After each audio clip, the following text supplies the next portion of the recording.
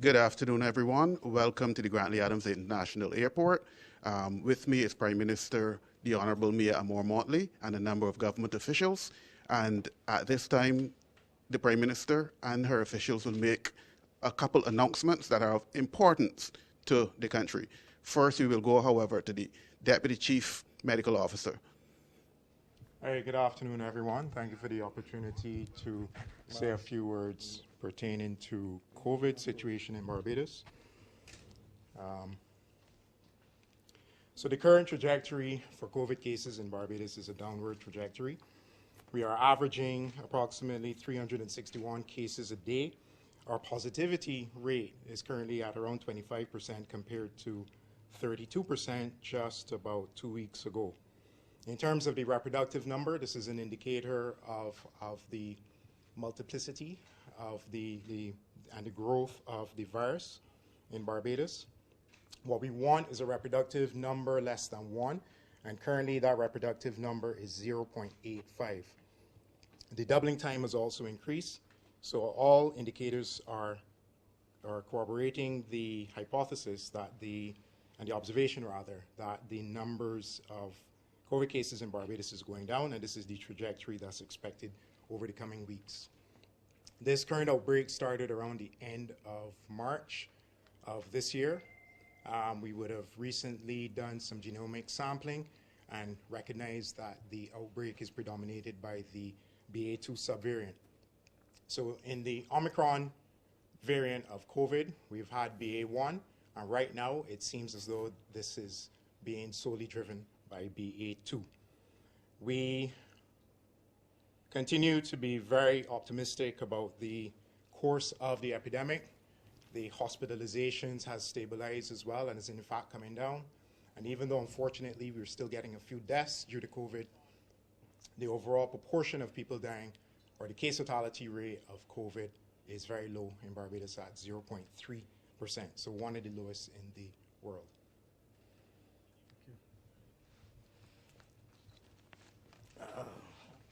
Thank you very much, Dr. Bess.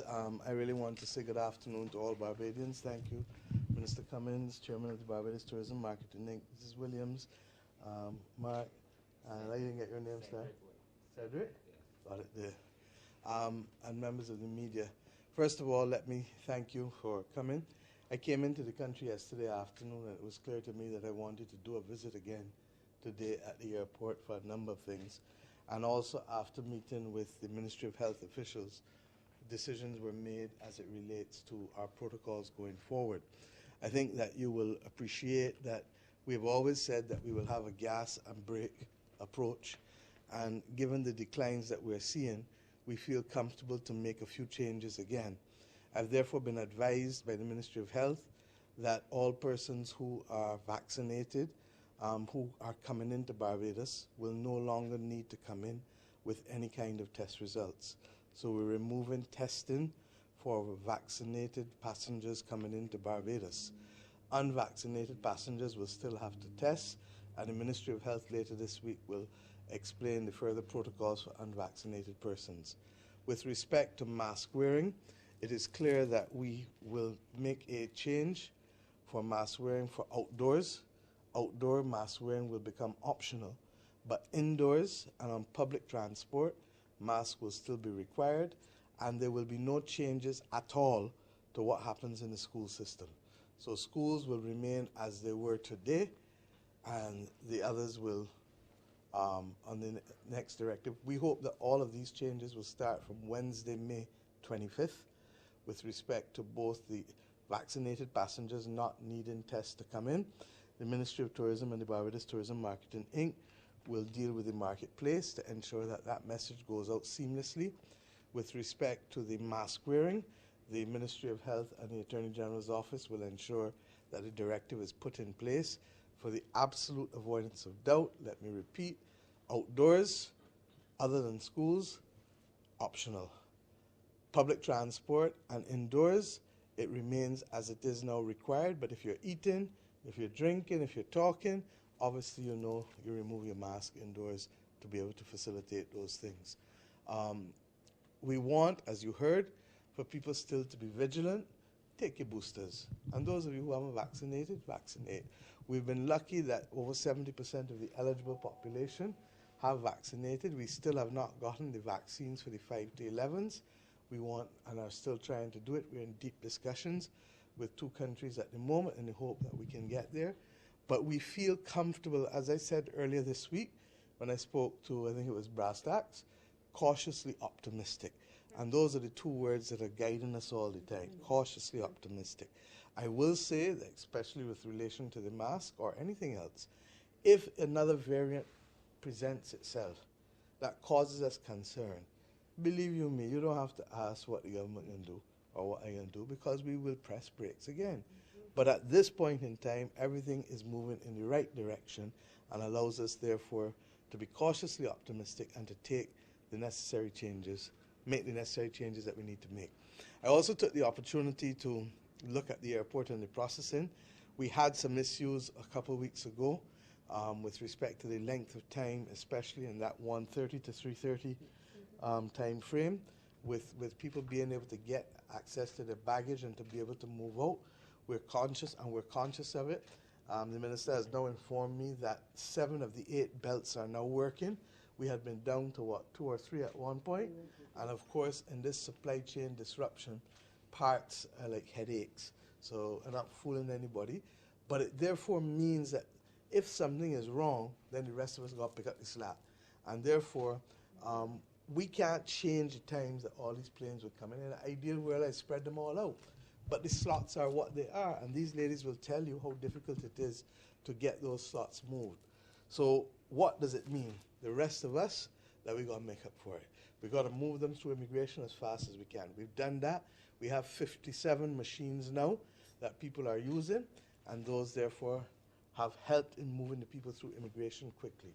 The issue with bags and customs, I just explained to you what was one of the issues. And of course, as you know, we had to put in additional scanning equipment because when we inherited, there was nothing there. And the third part now, obviously, would be the public health concerns. If we are no longer requiring the tests, then it means that that doesn't slow down the process for people presenting test results. And therefore, people should be able to move through the airport much, much quicker. But I do want to say, and we've hired hostesses since coming to government. Every person on this premise called Grantley Adams Airport must see themselves as the chief host or the chief hostess of this country. If any of us invite anybody home at us, Chris, invite people home at you, what are you going to do? Make sure that from the time they step on the front step, not even inside the house, that they are comfortable and that they are welcomed. And the beauty of this country is that we have the highest repeat rate of any country in the Caribbean, not now, but for decades. And why? Because at the end of the day, they tell you, Bajans are hospitable. Bajans, they may not be flashy, but when they tell you something, they mean it, and they're there for you. And Colville, you're nodding, so you know what I mean. You understand? So trust me, and that's what we need to just reinforce. All of us are in this together. We had a 90% decline in the number of visitors. It has hurt us all. There is nobody in Barbados who cannot claim not to have been hurt in the last 2 years from the decline in tourism. We are significantly on our way back up. But I want us to start to sprint now. We were creeping, we were walking. I've told these ladies and the rest of the tourism establishment, I want us to start sprinting now. But they can only sprint if they have the comfort that all of the rest of us, Namar, moving together and trying to be able to get us moving so that we can have more people working again. Unemployment is down to 10.9%. Before the pandemic, it was 10.1%. I want it below 10. Cost of living issues are affecting people, so they need to do what? To work. And they need to work especially in areas where there can be competitiveness, and people, because of the quality of service, may want to tip more and to give more. Not true? And then, of course, there's the issue of the earning of foreign exchange, which the country needs. It brings me on to the last issue of cost of living. I said a few things on Wednesday before going to Ghana. I went to Ghana. I was in Ghana and came back yesterday, this afternoon. And the conference was exceptionally successful, and you'll probably pick up the regional strings from what I said down there, both yesterday and day before. We have a very difficult time in this world. And the world is at a point where, I'm not sure what's happening there. The world is at a point where we have people complaining because the cost of goods was first affected by the shipping routes being disrupted in the pandemic. And we knew it. We had meetings since October, November last year. We met with the private sector. And that is why in the budget you heard me freeze the rates for shipping, the CIF rates for 2019 December, in order to be able to pay taxes on that base rather than paying taxes on the elevated freight rates. But that was as good as March, because that had nothing at all to do then with the war in Ukraine. And that had nothing at all to do with the zero tolerance policy in China that has led to thousands of ships being outside of Shanghai, not being able to move goods in and not being able to move goods out. So when you combine these factors, then you begin to look and realize, particularly since Russia and Ukraine are responsible for such a high percentage of the world's grain, wheat in particular, and also fertilizer. It therefore means that we can continue to face these problems for some time. And because we are small, we don't get the right to have our voices heard immediately, which is why you see me moving in and out and going to all these meetings and shouting loud, because people must know that there's a country called Barbados and there's a region called the Caribbean, and that small island developing states that didn't contribute to the climate crisis are the ones on the front line taking the first lashes. And people must learn as well that we also have tried hard to be able to ensure that we can keep this region as a zone of peace, but all of these things now are affecting how we eat and what we can afford to eat and what we can afford to bring in terms of parts. And the utility companies, I met with Light and Power this week. Light and Power indicated that they're having difficulties with respect to being able to source transformers and source other types of battery equipment and things that they need. So this is a global issue. And therefore, I'm very happy that President Ali was able to put together in short order a magnificent program that allows us to see how we can better coordinate and cooperate with each other. I have been given the responsibility of dealing with the financiers week after next again in the region and the private sector to see how we can work together to be able to bring these costs down and to be able to ensure that we can trade what we are growing in a much easier way. We saw pineapples down there for $1 US. We saw those and other vegetables 30 and 40 cents US. We also have stuff that we can grow here. I keep making the point. I went in St. Lucie 2 weeks ago and saw the most beautiful red onions and onions growing. But yet, we are buying onions more often than not in supermarkets that are 12-month-old onions that are from somebody else's country. So we got to get this right, and it is a process, but we are satisfied that we are on the way to doing so. Next Friday is AgriFest, and President Ali is coming to open it up and to also ensure that we bring persons who can have technology to see how Bajans can better protect themselves both against predator larceny and also ensure that they can use more efficient means for planting and also for spraying and doing the other things that they need to do. I'm going to ask my ministers to start a process of meeting again. I announced, as you know, in the budget, the need for continuous monitoring. But I'm satisfied that we need now to re-engage and to keep going to see what else can be done so that the Minister of Agriculture, when he returns, will be meeting with farmers. I think I'm meeting with him and the poultry people at some point too, and the pig farmers, but he's going to meet with the other small farmers and the other bigger farmers on food production. Minister Ishmael will be required to meet with the manufacturers who are involved in agro-processing or food manufacturing, and Minister Simmons will continue with Minister of Husbands to meet with the retailers and distributors and supermarkets. Because, as I said, I'm conscious that summer coming up soon. and while we're taking some of the pressure for people with the school meals now with children, that will not be the case easily in summer. So we have to look and see how best we can work together to be able to ease the pressure off of Bajans. We know you're feeling it. We are going to do our best. But by the same token, there's only so much as you can do. You will pick up the TV and you're watching Sky, you see Boris Johnson and them dealing with double-digit increases in England. You pick up the TV and you're watching President Biden, you see them dealing with the same issues, so that we know it is global. But there are little things that we can do, and there may be some other things that the government can do.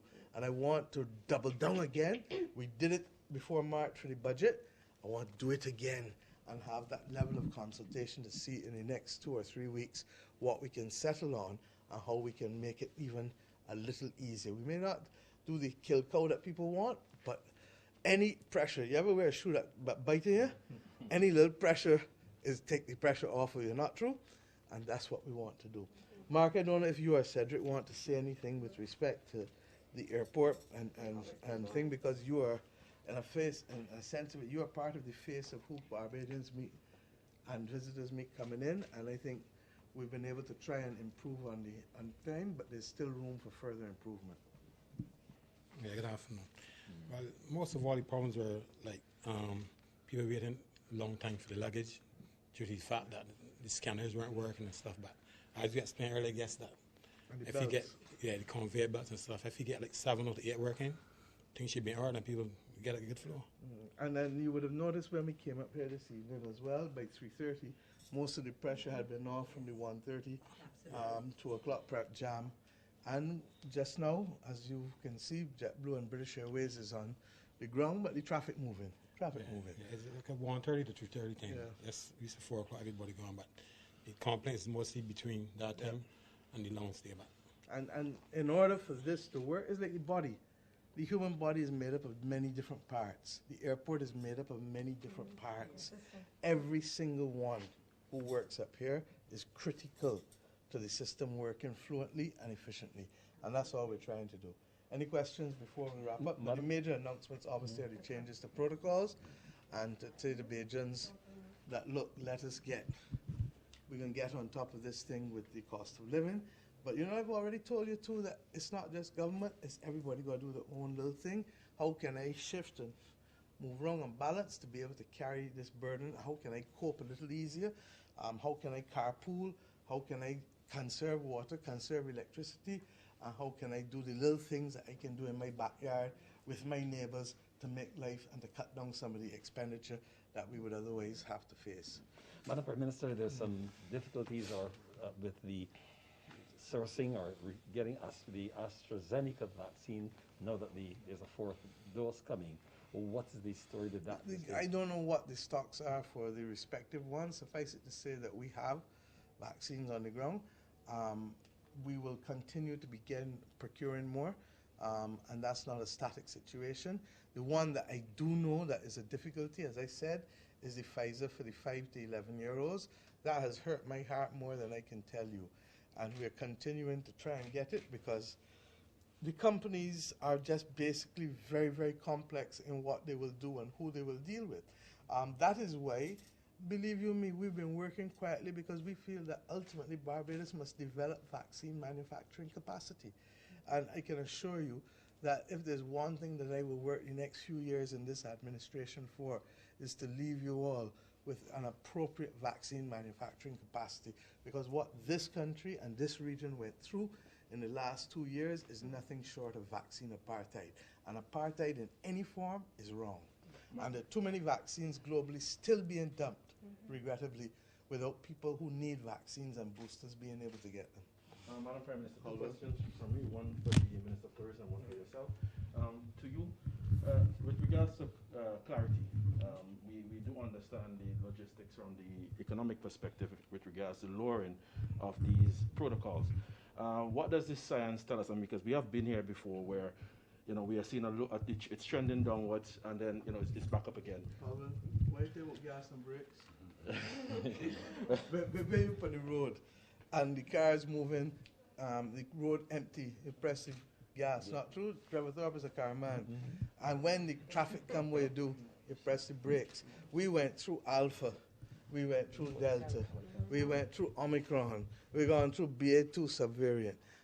I can't tell you that you're not going to get another one. And this is one of the consequences of the climate crisis. That's our view, that the climate crisis has meant that the whole biodiversity of the world is changing.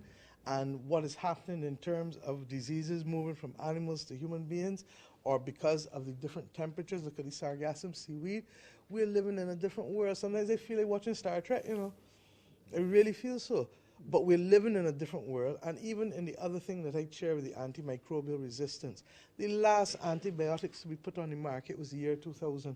But what they found is that the effectiveness of them is getting shorter and shorter and shorter. Not true, Anton, I'm not the doctor, but this is what the people working, the scientists working with me at WHO are telling us. And regrettably, because drug companies make money from you buying their medication over and over and over, they're making the medication for diabetes and stroke and all them things that are over and over. But for the antibiotics, which is a one-course thing, the antimicrobials, they're not spending the money researching it, but yet it is responsible. It is the third largest reason for people dying today, and will be the largest one probably in another 20, 25 years. And the question to the Minister of Tourism, with regards to the lowering of these protocols, this is something that the hotel sector has been calling for. Do you see this having a major impact on our summer tourism outlook?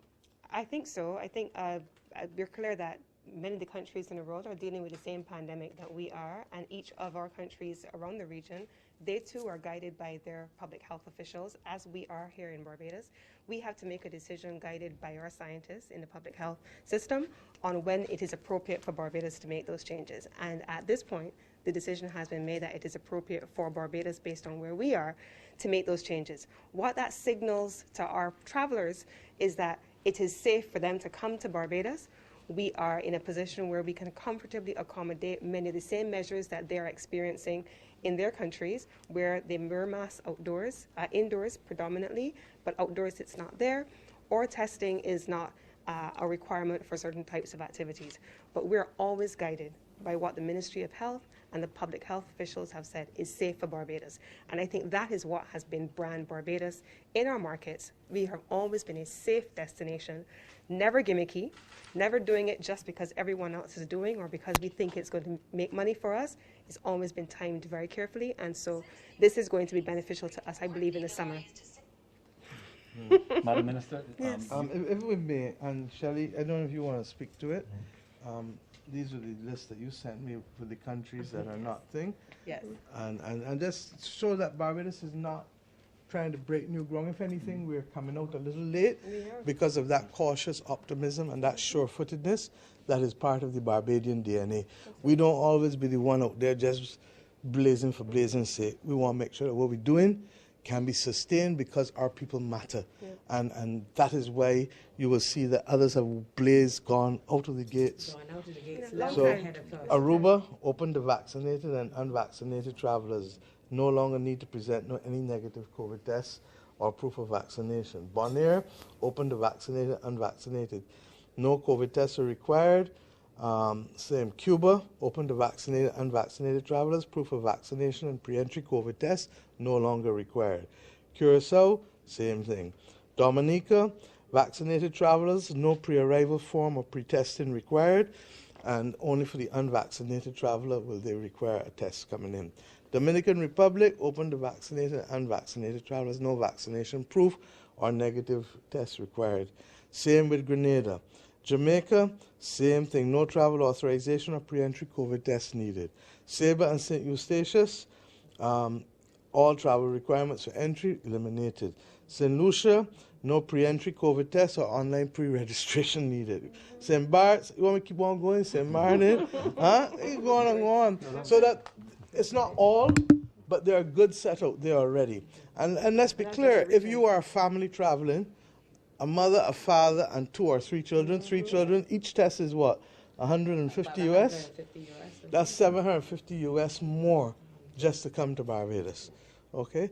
But we didn't want to do it before the Ministry of Health was in a position to say it can be done safely.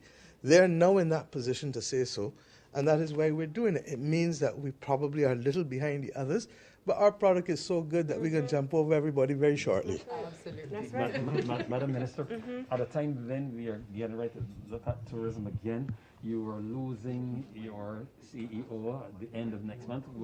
How will this impact on your ability to keep You mean the BHGA is The losing their BHGA, CEO? Yes. I have every confidence that the BHGA, which represents the majority of tourism players in the accommodation and in the direct tourism sector, will continue to make sure that through their board of directors and the current leadership of the BHGA, that they will have a seamless transition. And I want to take the opportunity to congratulate a former senator colleague as well. I will now do so. Please. All right. Well, the BHGA announced during the course of this week that their CEO is stepping down, for those who have not seen the news announcement as well.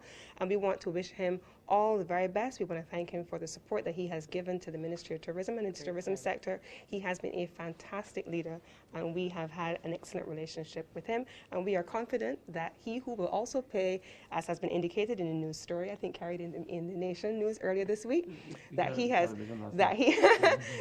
is going to play a role in selecting his successor. We are confident that whoever succeeds him will also be instrumental and be a great partner for the tourism sector. Where's he going, Madam Prime Minister? If I may, and I do things appropriately.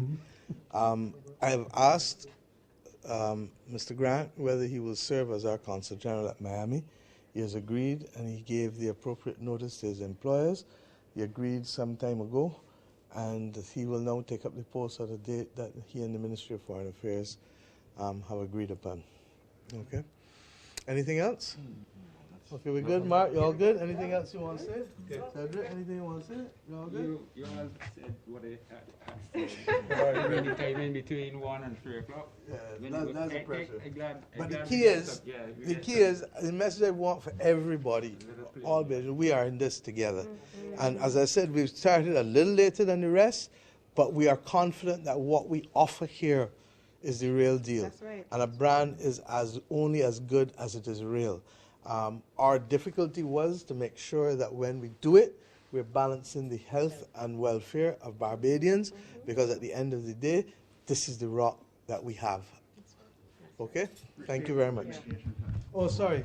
I'm told that the people want to hear again. All of these dates will become effective May 25th, which is Wednesday, and with respect to the optional mask wearing for outside, and with respect to the removal of the entry test for vaccinated passengers. If there's any further movement on the unvaccinated, the Ministry of Health will advise before then. And with respect to schools, as I said, that remains as is. With respect to indoors and public transport, that also remains as is, but we know that people are allowed to remove, not for public transport, but for inside, people will remove for talking, for drinking, and for eating. And that really is to help keep the pressure down. You don't ever reach 100%, but what you do is make sure that the majority of people are moving in the right direction. Thank you very much. Thanks, Madam Prime Minister. Take care. Have a good evening.